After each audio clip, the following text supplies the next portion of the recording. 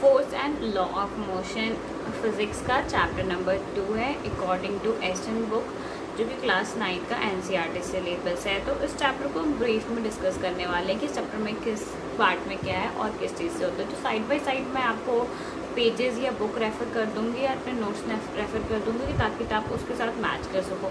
इसके अलावा आप अपनी बुक को साइड में रख सकते हैं और मैं क्या बोल रही हूँ उसको ध्यान से सुन सकते हैं ताकि जो भी चीज़ें आपको अच्छे से समझ आ जाए। तो वीडियो स्टार्ट करने से पहले मैं बताना चाहती हूँ मेरा नाम प्राची है और मैं आप सबका अपने चैनल रिवीजन तरीका में स्वागत करती हूँ। तो स्टार्ट करते हैं force and laws of motion. तो मैंने एक नोट अपने रेफरेंस दिए हैं तो उसके लिए मे बी मुझे थोड़ा नीचे की ओर देखना पड़े। तो फोर्स, सबसे पहले फोर्स होता क्या है? तो फोर्स मतलब किसी भी चीज़ में एक पुश या पुल अगर हम करते हैं तो वो एक फोर्स में काउंट होता है। जैसे कि अगर कोई ऑब्जेक्ट है या जैसे कि आप दीवार को धक्का मार रहे हो या आप किसी इंसान को पुश कर रहे हो अपने दोनों हाथों से, एक हाथों से, तो वो क्या होता है? एक तरह से फोर्स होता है। तो फोर्स की डेफिनेशन यहाँ से हमें पता चलती है, एनीथिंग या any object in which we are applying a push और पुल, मतलब हम उसे धकेल रहे हैं या अपनी ओर खींच रहे हैं। जैसे कि अगर हम दुकान में जाते हैं तो गेट पे क्या होता है, अंदर जाने के लिए कई बार हम पुश करते हैं और अंदर से बाहर आने की तरफ से हम उसको अपनी तरफ पुल करते हैं। नेक्स्ट आता है if it is a force that enable us to do any work, मतलब फोर्स ही एक ऐसी चीज़ है जो कि हमें कोई भी काम करने में सहायता करती है। Example, effect of force. अब फोर्स के क्या क्या इफेक्ट हो सकते हैं, मतलब जैसे होता है ना कि दवाई खाए तो उसके क्या साइड इफेक्ट होते हैं, क्या बेनिफिट्स होते हैं, उसी तरह हमारे फोर्स के भी कुछ इफेक्ट्स होते हैं। तो फोर्स क्या होता है? Force can make a stationary body in a motion, मतलब कोई एक बॉडी जो स्टेशनरी रुकी हुई है उसको मोशन में ला सकता है। अगर हमने छोटे होते हुए याद होगा आपको, जो हम वो कार, छोटे से कार्स को खेला करते थे, मतलब ऐसे बैकवर्ड को थोड़ा मूव करते थे और वो आगे की ओर घूमती, मतलब उस कार को अगर हम अपने फिंगर से ऐसे थोड़ा पुश कर दे तो उस कार में क्या होता है? मोशन आ जाता है। इसका मतलब वो कार पहले तो स्टेशनरी पे थी बट उसको फोर्स लगने के बाद वो मोशन में आ गई। या दूसरा एग्जांपल ले सकते हैं, कोई इंसान खड़ा है, वो एक दूसरे इंसान को धक्का मारता है थोड़ा सा, तो वो भी क्या होता है? वो रुका हुआ इंसान भी थोड़ा मोशन में आ जाता है। सेकेंड इफेक्ट होता है force can stop a moving body. Force can stop a moving body का मतलब कोई बच्चा दौड़ के आ रहा है या कोई आपसे थोड़ा वीक इंसान आपके साथ सामने से दौड़ के आ रहा है, अगर आप उसको ऐसे दोनों हाथों से पकड़ लेते हो तो क्या होता है? वो रुक जाता है। ये मैं एक एग्जाम्पल बस दे रही हूँ। तो दो इफेक्ट पता चल गए। फर्स्ट इफेक्ट होता है हमारा क्या कि जो फोर्स होता है वो स्टेशनरी बॉडी को मूव भी करा सकता है। सेकेंड, मूविंग बॉडी को स्टेशनरी में भी लेके आ सकता है। थर्ड आ सकता है force can change the direction of a moving object. For example, अगर आप एक बॉल दीवार पे मारते हो तो क्या होता है? दीवार पे अपने स्ट्रेट डायरेक्शन में बॉल जा रही होती है, जैसे ही वो दीवार से टकराती है वो वापस किसी और डायरेक्शन में मूव करने लगती है। तो मतलब उस बॉल की स्पीड, वेलोसिटी, जो कि सिर्फ फर्स्ट चैप्टर में आपने ज़रूर पढ़ी होगी, और उसकी डायरेक्शन क्या है, वो सारी चीज़ें चेंज हो जाती हैं। शेप भी चेंज हो जाएगी, स्पीड भी चेंज हो जाएगी। कई बार बॉल फेंका, किसी नुकीले चीज़ में लगी, बॉल फट गई, बॉल टेढ़ी हो गई अगर हल्की बॉल है। तो ये सब चीज़ें हमने डे बाय डे कहीं ना कहीं देखी होगी। फोर्स का कुछ एग्जाम्पल जो डे बाय डे में ट्विस्टिंग, लिफ्टिंग, पुलिंग, पुशिंग, आपके बुक में भी लिखा होगा ये चीज़। तो ये सब चीज़ें काफ़ी आसान होती है। नेक्स्ट आता है फोर्स कितने टाइप्स के होते हैं। तो फोर्स मेनली 2 टाइप्स के होते हैं, balanced force and unbalanced force. Balance का मतलब होता है कोई भी चीज़ बैलेंस्ड है, मतलब कहीं पे भी कोई भी चीज़ बिखरी पड़ी नहीं होती, अगर हम नॉर्मल लाइफ में समझें। इन फिज़िक्स फोर्स में अगर हम बैलेंस्ड फोर्स का मतलब समझते हैं तो बैलेंस्ड फोर्स का मतलब ये होता है कि कोई भी एक ऑब्जेक्ट है, उनके दोनों साइड से, मतलब बीच में, मतलब ये मेरा सर है और इस इधर से भी मैं इतना ही प्रेशर फोर्स लगा रही हूँ और इधर से भी उतना ही प्रेशर लगा रही हूँ, तो क्या होएगा? मेरा जो सर है वो मैं ऐसे ऐसे करूँगी तो ये इधर की ओर बेंड कर रहा है और अगर इधर से करूँगी तो इधर की ओर बेंड कर रहा है। अगर मैं अपने दोनों हाथों से इक्वल फोर्स अपने हैंड के ऊपर, सर के ऊपर लगाऊँ, इधर से भी इधर से, तो ये मेरा हेड जो है वो मूव नहीं कर पाएगा।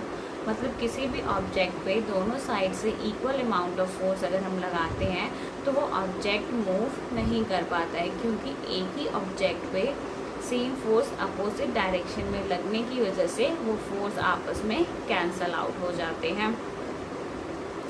नेक्स्ट आता है हमारे पास अनबैलेंस्ड फोर्स। अनबैलेंस्ड फोर्स का मतलब होता है क्या कि किसी भी एक ही ऑब्जेक्ट पे इस साइड वाले चीज़ ने ज़्यादा प्रेशर लगाई है, फोर्स लगाया, और इधर वाले ने कम। तो ये जो इधर की ओर प्रेशर लगाया तो मेरा सर इधर की ओर बेंड कर जाएगा। तो इसका मतलब होता है जो डेली लाइफ में हम मेनली फोर्स का कुछ भी एग्जाम्पल देखते हैं वो अनबैलेंस्ड केस में ही देखते हैं, क्योंकि उसमें हमारी मोशन बहुत ही जल्दी प्रोड्यूस होती है। बैलेंस्ड फोर्स में एक और चीज़ होती है, balanced force can change the shape and size of the object. आप क्या कह रहे हैं, बैलेंस्ड फोर्स में वो जो शेप और साइज ऑब्जेक्ट की चेंज हो सकती है, बट वो बस मूव नहीं कर सकती है।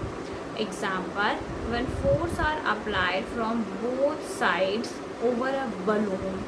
एक बलून पे मतलब क्या कह लो फोर्स लग रही होती है, the size and shape of the balloon is change. तो साइज और शेप होगा बलून का, जैसे बलून है उसको आप एक साइड से प्रेस करोगे उधर से कंप्रेस हो जाता है, इधर से थोड़ा फूल सा जाता है, इधर से प्रेस करोगे तो इधर वो एयर मूव कर जाती है। तो भाई वो शेप तो चेंज कर रहा है बैलेंस्ड फोर्स में, बट वो आपकी पोजीशन नहीं चेंज करता है। फिर आ जाते हैं हमारे laws of motion. Laws of motion, अब क्या कौन कौन से लॉज ऑफ मोशन, तो गैलियो गैलाई जो साइंटिस्ट है, Galileo Galilei first of all said that object move with a constant speed when no force act on them. अगर उन्होंने कहा था कि कोई भी ऑब्जेक्ट एक कांस्टेंट स्पीड से मूव करती रहेगी अगर उस पर कोई भी फोर्स नहीं लगेगा तो। This means if an object is moving on a frictional path, मतलब कोई भी एक ऑब्जेक्ट अगर एक फ्रिक्शनल पाथ पे मूव कर रही है, अगर फ्रिक्शनल पाथ पे मूव नहीं कर रही है तो जैसे कि एक साइकिल है वो चलती जा रही है, उनमें कोई भी फ्रिक्शन नहीं एक्ट कर रहा, तो वो चलती जाएगी चलती जाएगी चलती जाएगी, वो कहीं पे भी जाके नहीं रुकेगी। That is no unbalance force working on the object, मतलब उससे ज़्यादा फोर्स उस साइकिल को मिल ही नहीं रहा कि वो रुक जाए। अब न्यूटन्स लॉ ऑफ मोशंस, तो न्यूटन्स के इसके फर्स्ट चैप्टर में इक्वेशंस पढ़े थे। First equation v is equals to v is equals to u plus 80, second s is equals to ut plus half 80 square. फिर उसके बाद थर्ड इक्वेशंस जो हमारी फर्दर्स आ गए थे। तो अब यहाँ पे हम लॉज ऑफ मोशन पढ़ेंगे। लॉ क्या कहते हैं मोशन के, तो जो न्यूटन्स का फर्स्ट लॉ है वो ये कहता है अगर तो कोई एक ऑब्जेक्ट रेस्ट पे है या कोई ऑब्जेक्ट यूनिफॉर्मली मूव कर रही है तो वो तब तक रेस्ट पे ही रहेगी और वो तब तक मूव करती रहेगी जब तक उसके ऊपर कोई एक एक्सटर्नल फोर्स काम नहीं करता है। मतलब जब ऑब्जेक्ट रुकी हुई है वो तब तक रुकी रहेगी जब तक बाहर से आके कोई उस पर फोर्स अप्लाई नहीं करता है। और जैसे साइकिल या स्टेशनरी पाथ में मूव करी जा रही है तो वो तब तक मूव करेगी जब तक उसको कोई दूसरा एक्सटर्नल फोर्स उसको रोकने पे नहीं होता। सेकेंड लॉ ऑफ मोशन में क्या कहते हैं, जो change the rate of change in momentum is directly proportional to the force applied, मतलब force is directly proportional to mass into जो भी इसका change in velocity upon time taken. तो इससे फर्स्ट चैप्टर में हमने पढ़ा है change in velocity upon time taken होता है हमारा एक्सलरेशन। तो इसीलिए हम यहाँ पे force is directly proportional to mass into acceleration हम लिख देते हैं। तो जो प्रोपोर्शनलिटी का साइन है वो हट जाता है और वहाँ पे कांस्टेंट के आ जाता है। थर्ड लॉ ऑफ मोशन क्या कहते हैं, there is an equal and opposite reaction of every action, मतलब कोई भी एक्शन लेते हो उसका इक्वल एंड अपोजिट रिएक्शन होता है। तो क्यों होता है, कैसे होता है, इसको हम फर्दर डिटेल में भी स्टडी करेंगे। Newton's first law of motion in everyday life, मतलब जो नॉर्मली अगर हम देखते हैं तो जो कार या बस में मूव कर रहे होंगे तो देखा होगा बस चल रही होती है और अगर अचानक से रुक जाती है तो हमें थोड़ा सा बैकवर्ड सा धक्का लगता है। अगर वो अचानक से चल रही होती है तो हमें कई बार होता है, देखना फील किया है कि हम आगे की ओर पुश होते हैं और बैकवर्ड की ओर पुश होते हैं। तो ये सब एग्जाम्पल है न्यूटन्स के फर्स्ट लॉ ऑफ मोशन का। मास एंड इनर्शिया क्या होता है? मास आप समझ लो किसी भी बॉडी का, जैसे कोई वेट या होता है ना, ओवरऑल वेट क्या है या ओवरऑल क्या चीज़ है, उसी तरह फिजिक्स में हम टर्म मास यूज़ करते हैं। ओवरऑल मास क्या है इस ऑब्जेक्ट का? 2 kg, 5 kg, 10 kg, 1000 kg। Inertia, अब इनर्शिया एक टेंडेंसी होती है किसी भी ऑब्जेक्ट की, ताकि अगर वो जिस पोजीशन में, जिस स्टेट में प्रेजेंट है उसको मेंटेन कर सके। फॉर एग्जांपल, अगर आपके बुक्स जो टेबल पे पड़े हैं तो उस बुक की वो इनर्शिया है, मतलब वो कैपेसिटी है कि वो उसको उसी स्टेट में रख सके। ये नहीं कि बुक हवा में उड़ने लग जाए, वो कहीं और मूव करना स्टार्ट हो जाए। तो इनर्शिया की वजह से ही ये चीज़ पॉसिबल हो पाती है। The property of an object of which it resists to get disturbed in its state is called inertia. Inertia of an object is measured by its mass. अब inertia को हम mass से, object की कितनी mass है क्या है, inertia is directly proportional to mass, मतलब mass ज़्यादा होगा तो inertia ज़्यादा होगा, mass कम होगा तो inertia कम होगा। For example, एक पेपर है और एक मोटी सी बुक है, तो ऑब्वियस सी बात है बुक का वेट पेपर के वेट से बहुत ज़्यादा होगा। तो अगर तो वो पेपर का वेट है, पेपर है और उसको मैं फूंक मारूं, और अगर मैं बुक को फूंक मारूं तो पेपर क्या है, वो मूव कर जाएगा, मतलब वो ज़्यादा रेजिस्ट नहीं कर पाया। मैंने उसको जब चेंज करने पे मजबूर किया उसके स्टेट को, तो वो रेजिस्ट नहीं कर पाया और उसने अपनी स्टेट चेंज करके वो मोशन में आके कहीं और उड़ के चला गया। इन अनदर केस, जब मैंने बुक को फूंक मारी तो उसका मास ज़्यादा होने की वजह से उसमें कोई चेंजेस नहीं आया और वो बहुत अच्छे से रेजिस्ट कर पाया।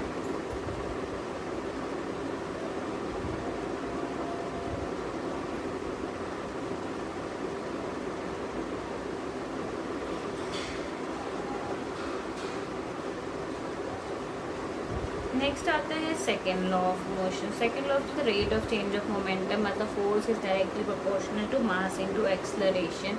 अब एक्सेलरेशन कहाँ से आया? Change in velocity upon time taken, v minus U upon T.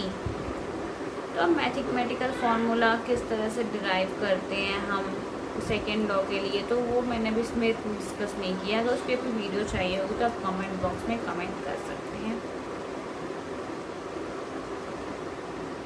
ऐसा unit of force is Newton. अब फोर्स का ऐसा यूनिट क्या होता है? फोर्स का ऐसा यूनिट न्यूटन होता है। तो ये चीज़ हमें पता होनी बहुत ज़रूरी है। अब न्यूटन को, जो force is equals to mass into acceleration, तो मास की यूनिट केजी होती है, एक्सेलरेशन की मीटर पर सेकेंड स्क्वायर होती है। तो Newton 1 Newton is equals to 1 kg into 1 metre per second square. और इसको हम लिख सकते हैं acceleration is equals to force into force by मास।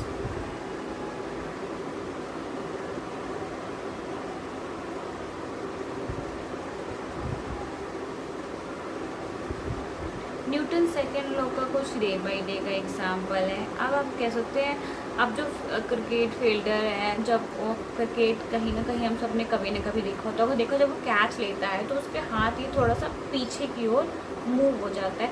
वो पीछे की ओर इसलिए मूव होता है क्योंकि जो उसकी वेलोसिटी होती है, ये मोमेंटम कह लो उस बॉल की, उसको ज़ीरो करने के लिए, लेस टेस्ट करने के लिए, अगर उसने हाथ ऐसे ही रखा हुआ बॉल आई तो वो जो बॉलर होता है या फील्डर, उसके हाथ में एक जर्क आ सकता है और उसको इंजरी हो सकती है। तो इसीलिए कई बार बॉलर्स अपने हाथ को थोड़ा पीछे की ओर कर लेते हैं ताकि उन्हें कोई भी जर्क या इंजरी महसूस ना हो। कार में सीट बेल्ट्स लगाए होते हैं ताकि वहाँ पे भी कोई जर्क वगैरह ना हो। अब आता है मोमेंटम। मोमेंटम क्या होता है? Mass into velocity. Momentum is the power of motion of an object. अब जो मोमेंटम होता है वो क्या होता है? किसी भी चीज़ का प्रोडक्ट इंटू जो भी उसका प्रोडक्ट है, मास इंटू वेलोसिटी का मास, और जिस भी ऑब्जेक्ट की मास और वेलोसिटी गिवन होएगी उसको मल्टीप्लाई कर दोगे तो प्रोडक्ट निकल जाएगा। मतलब मोमेंटम को हम p से डिनोट करते हैं, मास को m से और वेलोसिटी को। इसकी मोमेंटम की यूनिट होती है kg metre per second square. ठीक है, पर सेकेंड स्क्वायर कर लो या पर सेकेंड, जिसमें पर वो kg में कर, अगर कोई भी न्यूमेरिकल्स में ग्राम में गिवन होगा तो हमें उसे उसमें कन्वर्ट करना होता है। नेक्स्ट आता है हमारा Newton's third law of motion. Newton's third law of motion ये कहता है every action has an equal and opposite reaction. हर एक एक्शन का इक्वल एंड अपोजिट रिएक्शन होता है। मतलब जैसे भी, और इसमें क्या होता है, जैसे अब क्या कहते हैं, एक बॉय है वो बॉल को पुश करने की कोशिश कर रहा है और उसने स्केट्स पहने हैं तो वो बैकवर्ड की ओर मूव हो जाता है। तो समझ लो ये एक इलस्ट्रेशन था न्यूटन्स थर्ड लॉ को समझने का। न्यूटन्स थर्ड लॉ बेसिकली ये कहता है कि जैसे हमने दीवार को पुश किया तो उस बदले में दीवार ने भी हमें धक्का मारा, तो हमने जैसे स्केटर्स पहन रखे थे तो हम पीछे की ओर बैकवर्ड डायरेक्शन में मूव कर जाते हैं।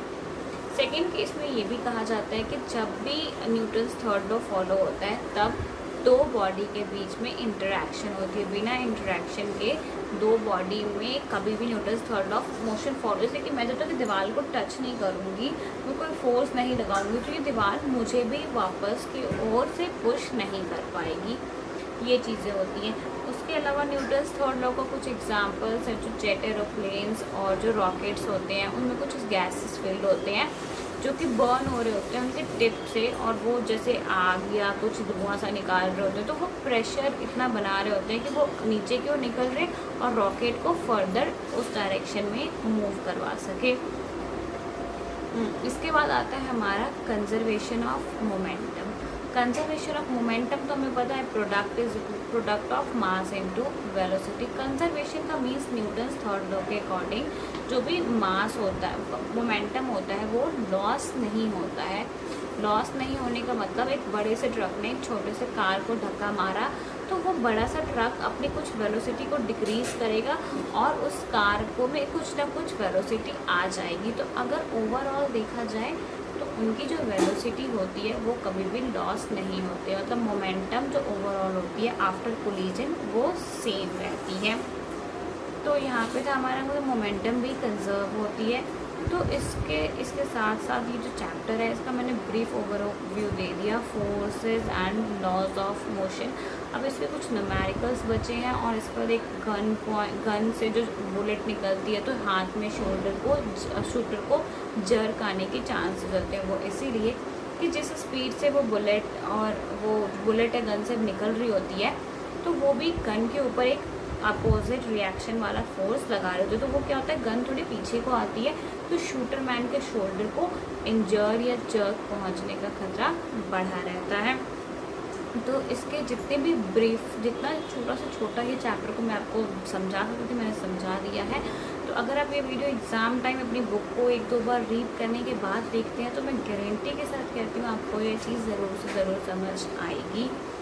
तो आज के वीडियो के लिए बस इतना ही। तो नेक्स्ट वीडियो में मिलेंगे नेक्स्ट टॉपिक के साथ। तब तक के लिए थैंक यू, टाटा।